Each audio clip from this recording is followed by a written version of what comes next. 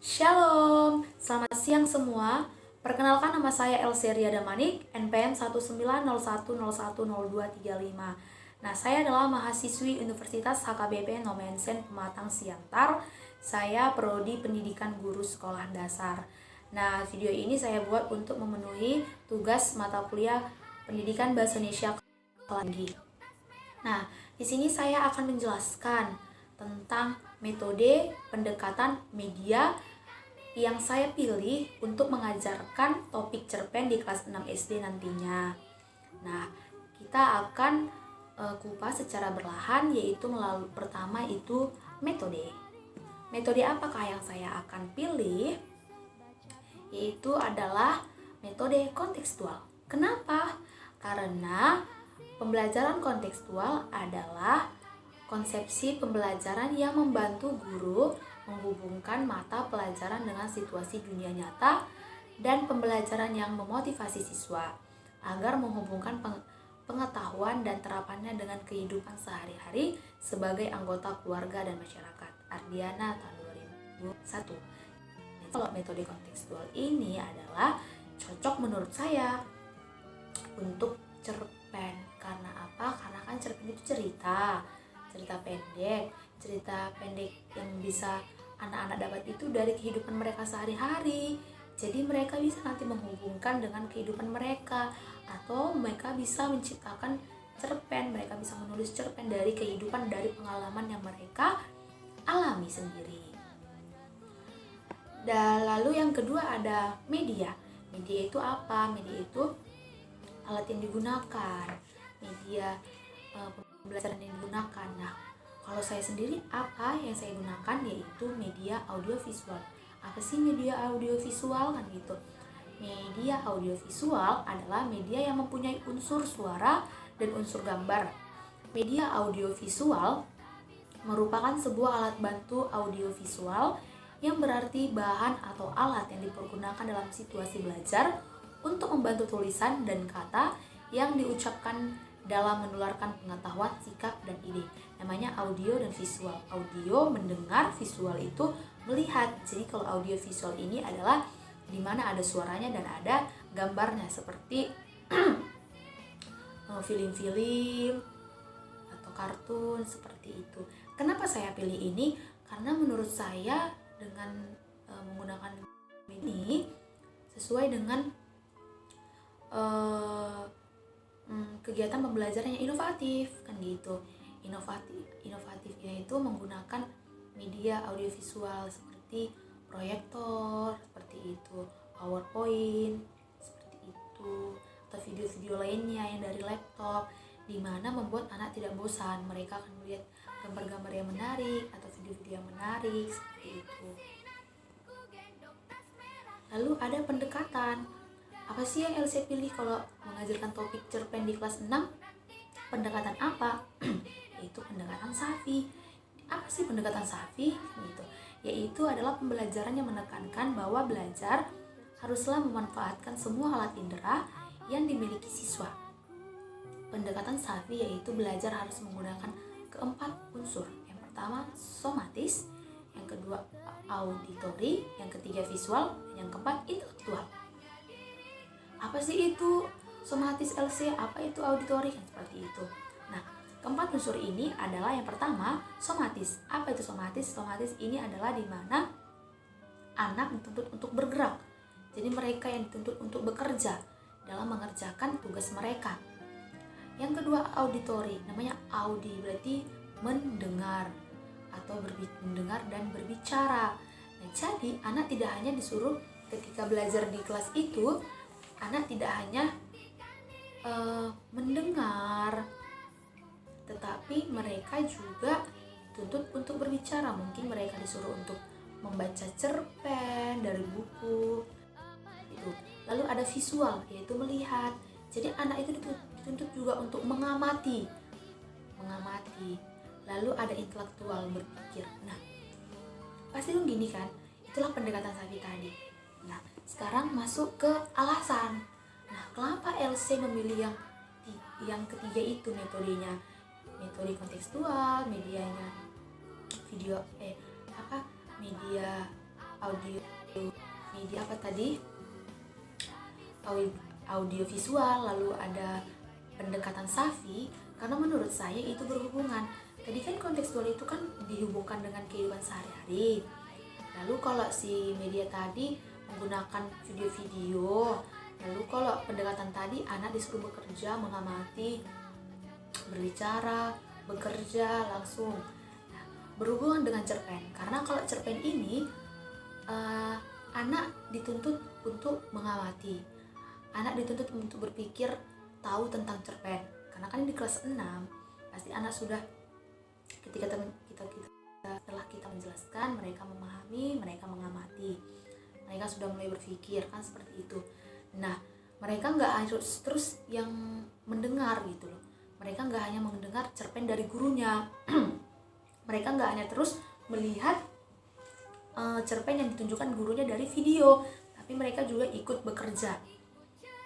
bekerja dengan apa? Mereka menciptakan cerpen, yaitu dengan hubungkan dengan kehidupan mereka. Jadi apapun yang mereka alami atau pengalaman mereka bisa mereka jadikan cerpen, seperti itu. Jadi intinya saya ingin bahwasanya menerapkan bahwa anak itu lebih aktif gitu loh. Saya sebagai fasilitator doang. Jadi ketika mereka mengalami kesulitan saya bantu. Jadi sesuai dengan kurikulum kita K13, anak yang aktif, dimana guru sebagai fasilitator, seperti itu, supaya anak lebih dituntut untuk berpikir kreatif, mandiri, jiwa sosialnya tinggi, saling membantu, kompak dalam kelompok, seperti itu. Jadi mereka akan banyak dilatih dari metode dan pendekatan yang saya pilih, seperti itu. Jadi itulah alasan saya memilih media, metode, dan pendekatan tadi, dan itulah yang saya pilih metode, media, dan pendekatannya untuk topik cerpen di kelas 6. Nah, saya tahu bahwasanya tidak ada manusia yang sempurna di dunia ini, salah satunya saya. Nah, saya mohon maaf bila ada perkataan saya yang kurang berkenan apabila saya kurang baik dalam penyampaian, ataupun bahkan metode atau pendekatan atau media yang saya pilih tidak cocok, saya mohon maaf. Karena juga saya masih belajar, jadi sekali lagi saya mohon maaf yang sebesar-besarnya. Untuk itu saya akhiri video saya ini. Selamat siang dan sampai jumpa di video selanjutnya. Shalom. Shalom, selamat pagi anak-anak ibu semua. Apa kabar? Kurang semangat. Apa kabar? Wah, seperti itu dong. Harus semangat. Kalau memulai pembelajaran itu harus semangat, harus bergairah supaya menerima pelajarannya pun mau gitu loh, mau menerima nantinya. Kalau semangat gitu, kalau lemas-lemas jadinya bawaannya ngantuk gitu. Tapi ibu harap semua kita dalam keadaan sehat. Nah, untuk sebelum kita masuk pembelajaran dulu, coba cek dulu di bawah bangkunya ada sampah enggak. Tapi memang mantapnya ya anak-anak ibu ini, kelas 6 ini bersih, kelihatan kelasnya karena rajin-rajin, karena cewek-ceweknya juga cantik-cantik, cowok-cowoknya ganteng-ganteng. Jadi memang tercermin lah bahwasanya anak-anak yang di sini semuanya pembersih, seperti itu. Nah, untuk itu karena udah keadaan kelas kita juga sudah bersih, langsung saja. Tapi sebelum kita memulai pembelajaran kita, ibu mau satu orang memimpin doa dan ibu unjuk ya orangnya. Silahkan Steffi pimpin doa kita nak. Berdiri saja. Oke.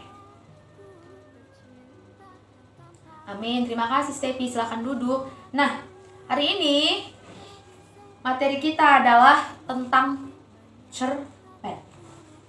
Sudah pernah dengar kata cerpen belum?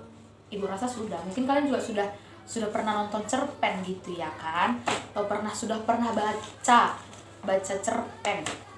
Nah, buka dulu bukunya, buku temanya. Buka dulu bukunya di halaman 84. Oke, semua buka.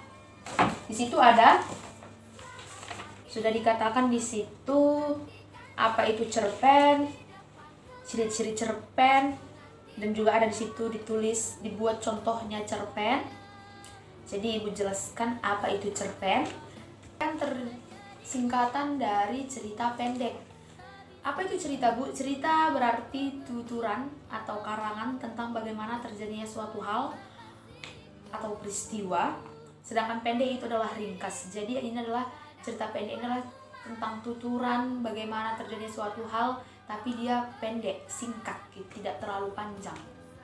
Nah, nanti kalian akan lebih mengerti setelah kalian mengerti ciri-cirinya.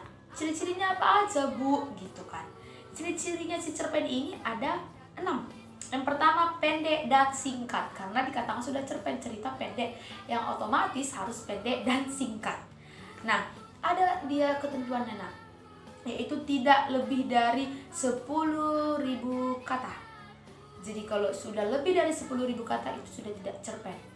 Seperti itu. Berarti nggak boleh lebih dari 10.000 kata. Itulah. Yang kedua, memiliki tema. Sama seperti, misalnya gini, kalau kalian mau buat, pasti udah tahu dong kalian pidato gitu loh. Atau tema gitu loh. Harus memiliki tema. Karena apa? Karena itu makna yang akan dikembangkan.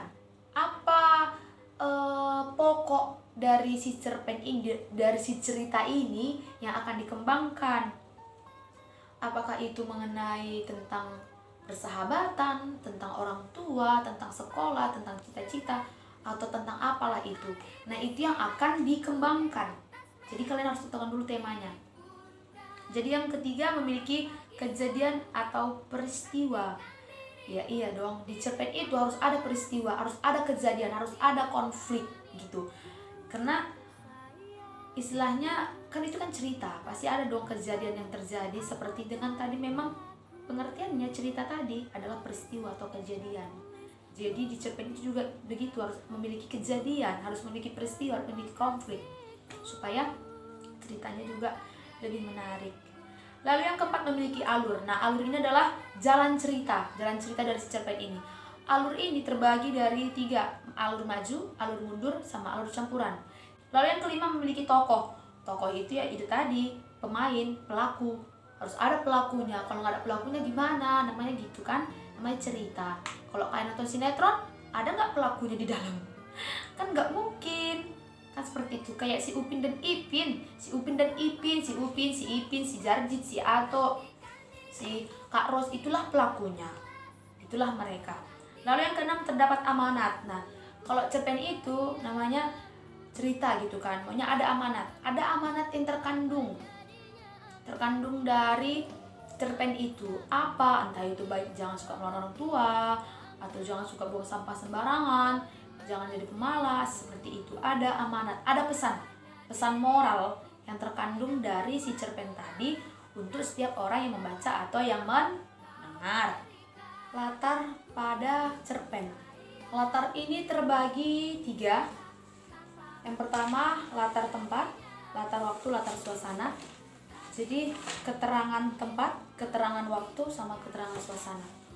Itu. Nah, itulah materi kita hari ini mengenai cerpen. Kalian bisa buka bukunya halaman 85. Di situ ada cerpen.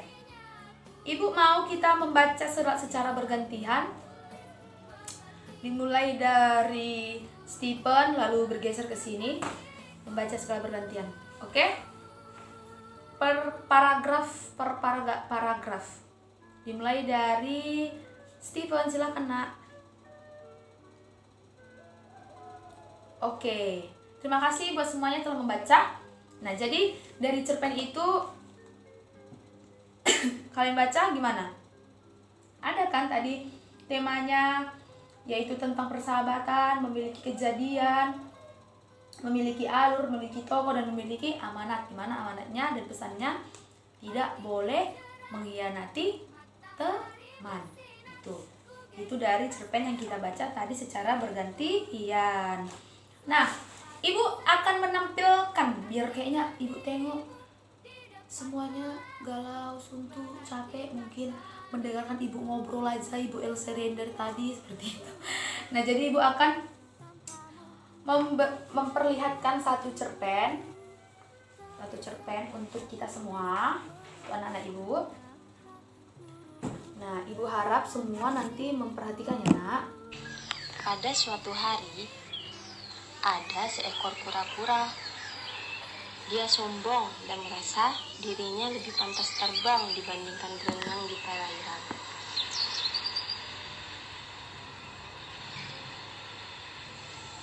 Dia jengkel karena memiliki tempurung keras yang membuat tubuhnya terasa berat. Dia pun kesal melihat kawan-kawannya sudah berpuas diri dengan berenang. Saat melihat burung yang bebas terbang di langit, kejengkelannya kian bertambah. Suatu hari, kura-kura ini memaksa seekor angsa untuk membantunya terbang. Si angsa berpikir, apakah bisa kura-kura terbang tanpa sayap? Tapi si angsa akan mencobanya dan menyetujui permintaan si kura-kura. Si angsa setuju. Ia mengusulkan agar si kura-kura berpegangan pada sebatang kayu yang akan diangkatnya.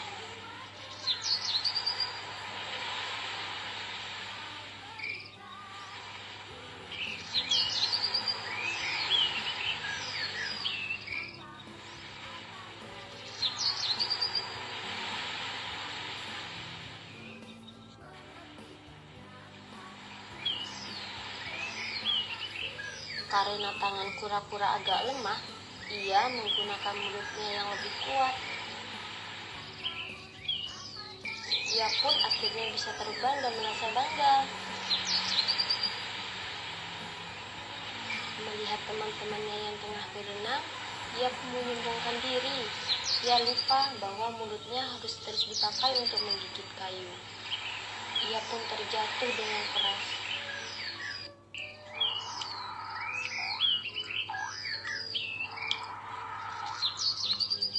Beruntung, ia selamat berkat tempurung yang pernah dibencinya. Itulah kisah si kura-kura yang sombong. Terima kasih sudah menonton.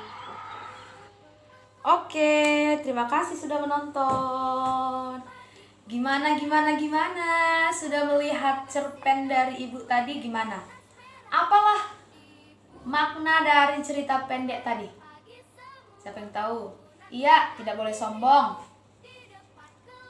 Harus mendengarkan apa yang diperintahkan. Ya, benar. Iya, tadi kan sudah dikatakan tidak boleh sombong, tidak boleh dengki. Ya. Nah, intinya dari cerpen yang tadi itu tidak boleh sombong. Ketika ada orang yang membantu kita, nggak boleh sombong. Apalagi si kura-kura tadi kan sudah diingatkan sama si angsa tadi, jangan nanti buka mulutmu ya kura-kura, gigitlah ranting ini, tapi nanti jangan buka mulutmu ketika kamu sudah di atas. Tahu-tahu karena dia mau menyombongkan diri, dibukanya mulutnya, langsung jatuhlah dia. Padahal sudah dikatakan, jangan buka mulutmu. Kesombongannya sendiri yang membuatnya jatuh. Padahal orang sudah ada berniat untuk menolong. Tetapi karena ada cangkangnya tadi, dia jadi selamat. Jadi intinya, kalaupun saat kita bisa lebih gitu loh, nggak boleh sombong. Tetap rendahkan dirimu supaya kamu ditinggikan oleh Yang Maha Kuasa. Nggak boleh sombong. Dan syukuri apa yang kita punya. Kalau tadilah semisal nggak ada cangkangnya, jatuhlah si kura-kura, pasti dia mati karena nggak ada cangkangnya. Tapi kan ada cangkangnya, syukur dia bisa kembali hidup. Nah, siapa tokohnya di sana? Kura-kura dan si angsa tadi, itulah tokohnya. Jadi di mana tempatnya? Tadi itu kelihatan di sini kayak di pantai, di danau ini kayaknya ya. Nah, danau-danau seperti itu.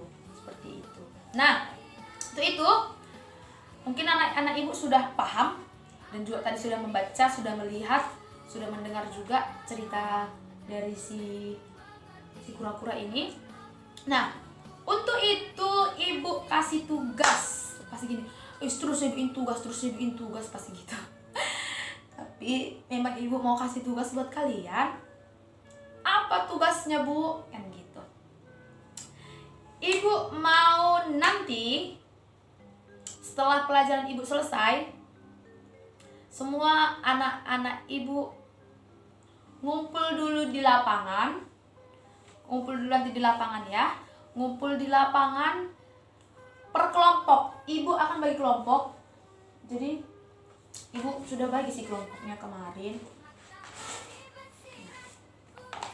Ibu sudah bagi kelompoknya, dengarkan ya nak. Jadi kelompok pertama ada Steven, Boy, Stevie, sama Karen. Kelompok kedua ada Rini, Lily, Lucy, sama Doni. Nah, dan kelompok berikutnya kita ada 5 kelompok. Nah, ibu sudah bacakan yang kelimanya. Itulah 5 kelompok. Jadi tugasnya adalah nanti kalian ngumpul dulu, diskusi di lapangan. Kalian lihat-lihat dulu sekitaran sekolah kita ini. Apa yang mau kalian jadikan buat cerpen? Tentang cerpen. Oke, mungkin kalian gini, ibu kalau di sekolah sedikit kali bu, apalah bu, paling nanti tentang setiap pagi kami piket, setiap Senin kami pacaran sedikit kali bu. Oke, ibu kasih bebas. Kalian boleh bebas, kalian boleh mencari tema tentang apapun itu. Entah tentang kalian pergi ke sawah, entah kalian pergi ngambil durian, apalah itu terserah, bebas. Intinya kalian mengerjakan ini kerja kelompok. Ibu tidak menilai tugas ini per individu-individu. Ini murni tugas kelompok. Ibu harap semuanya bekerja. Ibu harap semua berpartisipasi. Karena kalau kelompok kalian berhasil, maka nilai kelompok kalian tinggi. Dan ibu menilai disitulah juga masuk ke nilai individu-individu. Dan nilai kelompok kalian itulah nilai individu kalian. Jadi kalau satu orang nanti tidak bekerja, tidak berpartisipasi, ibu anggap kelompok kalian kurang kompak, maka nilai kelompok dikurangi. Paham? Ingat, tidak boleh lebih dari 10.000 kata, memiliki tema, memiliki tokoh, alur, amanat, lalu kejadiannya ada apa, peristiwa-peristiwa konflik-konflik apa yang terjadi, kalian jelaskan. Ibu sudah yakin ke kalian, karena kalian sudah kelas 6, sudah mengerti menulis, sudah mengerti membaca, sudah mengerti makna, dan kalian sudah kelas 5, di kelas 5 yang dia kan di kelas 5, kan kalian kelas 6, di kelas 5 kemarin kalian sudah belajar tentang puisi, di mana puisi itu menentukan kayak apa makna puisi. Jadi kalian sudah ngerti pasti. Apalagi ini kan cerpen hanya menulisnya, kayak pada suatu hari si Doni seperti ini. Nah, jadi itulah tugas kalian nak. Tugas ini ibu kasih waktunya seminggu. Sudah lama itu seminggu kan. Kalian buatlah itu, kerjakan bersama-sama. Bebas temanya apa, pokoknya kalian nanti boleh. Tapi ibu kasih boleh kalian kalau mau keluar cari tema apa boleh. Ibu harap tugas ini selesai, semua mengerjakannya nak. Karena ini tugas kelompok. Ini nanti karena ini ibu nilai kekompakan kalian. Ibu mau lihat kalian mandiri tetapi kalian tetap kompak, solidaritas. Oke? Untuk itu, untuk materi hari ini selesai. Selesai untuk materi hari ini, tutup bukunya lah. Tutup bukunya, masukkan ke dalam tas. Karena tadi kita kan mengawali belajar kita kan pakai doa. Jadi ibu mau mengakhiri juga harus pakai doa. Maka dari itu, Lucy silahkan pimpin doa kita nak di tempat meja, tapi berdiri. Oke, silahkan.